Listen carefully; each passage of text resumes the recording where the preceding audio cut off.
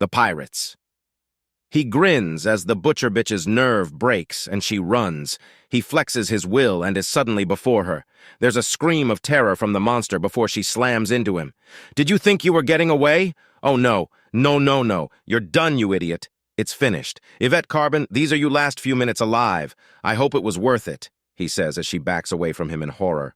Her eyes dart from side to side, but there's no cover, nowhere to hide. See, now this is an interesting thing to consider. If you hadn't murdered everyone here for your own sick amusement, you'd have somewhere to hide now. You might have been able to get away. Funny how things turn out, isn't it? He asks as she scampers away from him and trips. He sighs and shakes his head. Get up and get your focus back. Calm down and face me. Just because you're going to die doesn't mean it won't be with dignity. Whoa. What? I'm not like you. I don't like my opponents helpless. You're going to fight me to the last, and you are going to die. Now fight! He orders, and she gapes at him. You're mad. No, that's you. Me? I'm stone-cold sober and sane enough to know exactly what I'm doing. Which is? She demands as she looks for an escape route. He points right to her camera drone. Your latest batch of sadism is being interrupted by someone who can and will stop you. If that doesn't help the people of this world sleep at night, then nothing will. He answers, and she pauses, then twitches. Her stance goes from terrified to furious as the twitching grows more and more violent. You! She snarls as the twitching overtakes her entirely. You! She teleports to reappear mid-grab as she seizes his shoulders and lifts him to bite down on his throat. She then begins to shake, letting go of his shoulders and howling through her clenched teeth. He vanishes from her grip and reappears behind her. She whirls around to meet him and is backhanded away with contempt. Really? You lose your temper and become an animal? Perhaps I should keep your head intact. There may be something medically curious to bring about that form of dementia. He notes, and the crazed lunatic leaps at him again. He redirects the furious charge and sends her tumbling. At least try to put up a fight. Mindlessly attacking won't do a thing. Grah! She screams before throwing her fist into the ground, and he steps aside as the place he stood erupts as axiom blades launch themselves from the earth. Sloppy! You didn't shake and shiver when you were on the giving end of pain and humiliation, he chides her. Where's the confidence and power in front of the pain of others? Didn't you say something about feeding off pain? He asks her, and she lunges out with a blade of axiom. Do you have nothing else? Is this all you've got? Then it starts to rain. The drops fall hard and heavy, and he slowly turns up to the sky. Power streaks along the roiling bottoms of the dark clouds, and Yvette tries to run. Then there's a visible twist of axiom, and she teleports to trip and stumble at Franklin's feet. He casually puts a foot on her back, and she tries to claw her way forward and away from him. He then turns and looks directly to where Thunderthought is hiding. Stay out of this. You'll be dead soon enough. Don't you worry, he assures the mass murderess. That's right, Yvette. I know about your rival in depravity watching us. I was aware the whole time. Literally glowing with fury, Yvette pushes herself off the ground. No one calls me by that name. Then clearly senility has taken its toll. I've used your name before, girly. And for it you will die. Sure, Yvette, sure.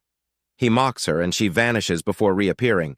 She throws her head back and howls, a pulse of axiom erupting from her and rushing outwards. The rain shifts and is pushed away from her position before she stomps down, and then an enormous howl answers her from all around them. Franklin turns to regard the now shuddering and rolling bones assembling themselves into completed skeletons. Interesting. You might be able to duel me to a stop, but can you face an army? She snarls. Yes, he says simply, and she growls. It's 2,000 on 1. What do those odds say? She screams at him as the horizon begins churning with the reanimated bodies of her army's worth of victims. That you've been up to this for about 20 years as you averaged 1,000 murders per decade? He notes in a complete deadpan. That's it? Well, your technique is pretty sloppy, only able to animate things you yourself killed. He notes before suddenly a pulse tears out of his frame and rends its way through the landscape. The ground beneath them both shudders and shakes. Also, you're shit at paleontology and imagination. Geography, too. Did you know that most of this continent used to be underwater? That the fertile soil we stand on was fertile for a reason? What? Yvette asks before the ground under them shatters in a cascade of stones, mud, and earth. Gigantic segmented bones soar into the sky with wordless roars. Fossils, you idiot, though I do thank you for teaching me how to reanimate bones. It's a very interesting trick, he remarks as the fossils of giant sea serpents dive onto the frail forms of murder victims and shatter them into splinters. So yay, 10 on 2,000 is still in my favor, he remarks before blinking as the darkness turns to daylight with a dozens of simultaneous blasts of lightning. Ah well, easy come, easy go, he remarks still unfazed as the smoldering shards of his skeletal serpents careen into the ground around him. He takes a step and avoids an enormous rib that plows through where he was standing with a gleeful smile on his face. Now then, where were we? Ah yes, your death, he remarks and swats aside an enormous blade of axiom, followed by grabbing her wrist to hold her back as she tries to stab him with a sharpened bone. What does it take to kill you? She screams in his face. Look, I'd love to drag out your pain, sorrow, and humiliation like you did to so many others, but Miss Fennel over there is clearly eager for her own shallow grave, and I'm an accommodating sort, he says as he begins to breathe deeply. With every deep breath, he glows brighter and brighter as Yvette staggers more and more. He lets her go and back up as he visibly breathes in the axiom around them both, and she falls to her knees. No, please no, the axiom. It hurts so much. Give it back. I must have it back. She chokes out as her lungs are suddenly far too inefficient, and she becomes painfully aware she hasn't eaten in weeks. Her starving body screams in agony as she's suddenly dying of hunger and dehydration. The weight of her body drags her down as her senses swim, and her mind starts to dull from a lack of sleep. You want this? He asks, forcing his collected axiom into a glowing orb in his right hand that draws in the surrounding axiom even harder. With enormous effort, she lifts her head and nods. A light, then! He clenches the orb of raw power, and it sparks with energy before going jagged. Take it! He hisses as he forces her head up with his left hand and rams the orb into her chest with his right. Take it all! She screams. Not in rage, not in madness, not in frustration. She screams in purest agony as she feels what he's doing to her. She grabs at his wrist in a vain hope to push him away as her blood quickly boils, then shrivels away as the axiom takes so much of her while phasing back into the background field. She ages centuries in seconds, and before she can even take a breath to fill her lungs once more, she's reduced to a withered corpse of brittle bones with nearly ossified skin stretched over it. Then the skin grows brittle, and the rain washes it away to leave nothing but a crispy skeleton still holding onto the wrist of her killer. Franklin wordlessly pulls his right arm away, and the entire skeleton, minus the skull still held in his left, falls to the mud-strewn ground. Such a waste. You could have chosen so many better paths, and you chose to end like this. He shakes his head. Alas, I could not make you suffer enough for all that you've done to others, he remarks, holding up the skull in contemplation. A look of rage crosses his face, and he crushes the skull in his hand. Hopefully, your delivery to the afterlife will calm their brutalized souls, now that they can take you apart themselves. Hey, man, you all right? I got you on screen here, and you look like you're about to cry. J3 sends over the comm. It's nothing, J3, nothing I could have done anything about. There's just... If I'd somehow gotten here before I keep imagining myself stopping this madness, but she's been killing people longer than I've been alive. She's been using axiom to hurt people longer than I knew it even existed. It's stupid, but it'll be a while till I can get it out of my head. Just so you know, that little speech got caught on tape, and Thunderthought's looking like she's chomping at the bit to jump you, J3 tells him. Good to know, is the pop gun ready? Just waiting for your signal, J3 says, and the darkness turns into day again as a blast of lightning races over the ground and slams into Franklin. The light persists, and as every eye adjusts, they're treated to the view of Franklin holding back the bolt of lightning with a single finger. A finger he then uses to flick the raw electrical energy away, unfazed and unimpressed by the attack.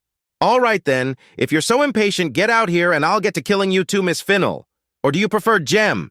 He asks, and there's a blast of lightning, and suddenly the enormous Lytis is looming over him.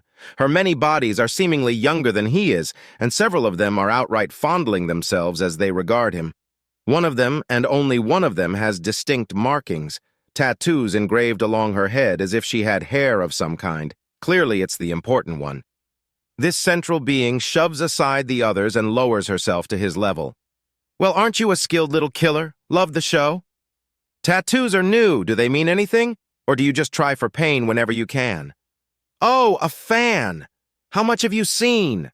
She asks as she begins to walk around him, her every step leaving a crater in the mud as the rain continues to pour down, and whenever she steps on one of the serpent bones, it crumbles under her weight.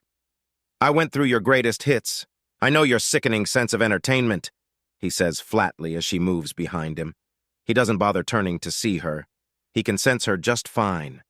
Now, don't be rude.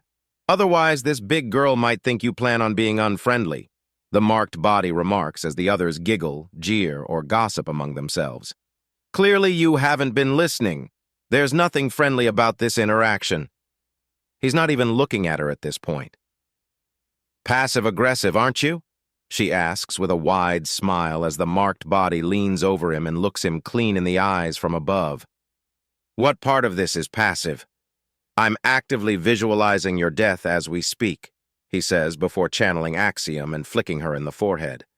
Her marked body flops backwards and drags the whole of her being into a tumbling roll across the churned mud and broken bones littering the landscape.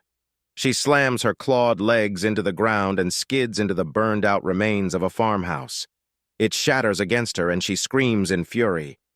Franklin turns and watches her evenly, even as he points towards the still hovering camera drone that Yvette brought. The stream it's showing the world of nothing but its mistress's broken and burnt bones goes wild for a moment before refocusing on him as its new master. It soars behind him, giving the view of the insane Letus, promising death to the impertinent human who lets out a slight snicker in response. The Dauntless. So what would you wager our next interruption is going to be? I've been sent the last few scraps of information that Sir Philip has acquired, and it appears that our interruption was sponsored by a fairly distant relation to Lady Tycanped as a political favor. Someone wanted a new luxury yacht. Admiral Cistern notes as he sits next to Ambassador Tal, who snorts in amusement as they sip at the local wine.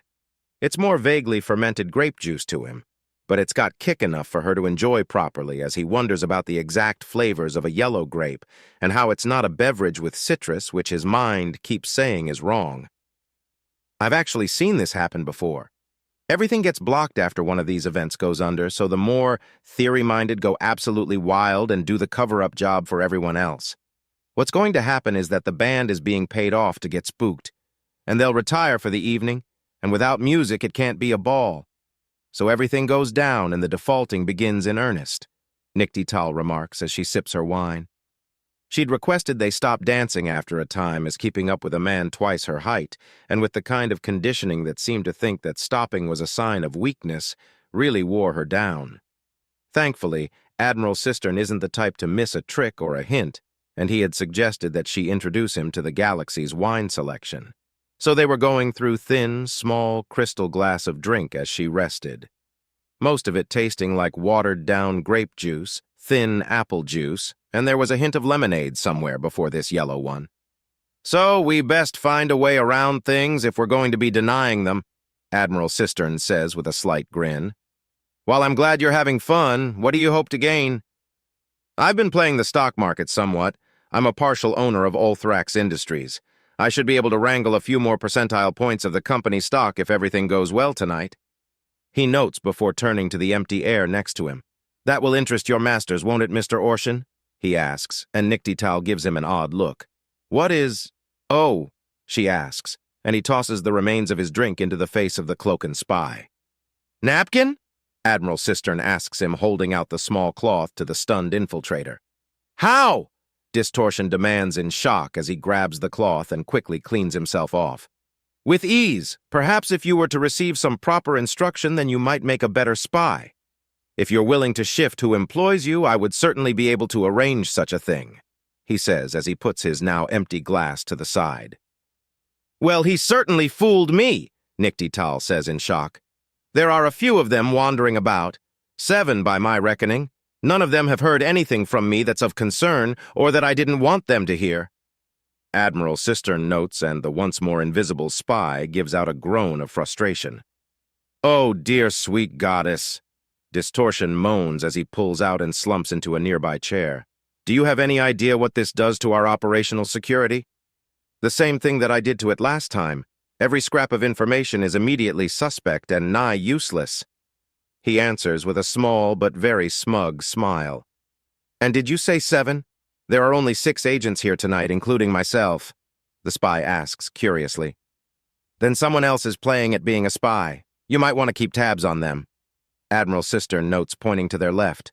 The chair moves as Distortion gets up and begins his own investigations to the man's amusement. "Is everyone here dancing on your strings?" Nikti Tal demands and receives a slight chuckle. "Only those foolish enough to get close."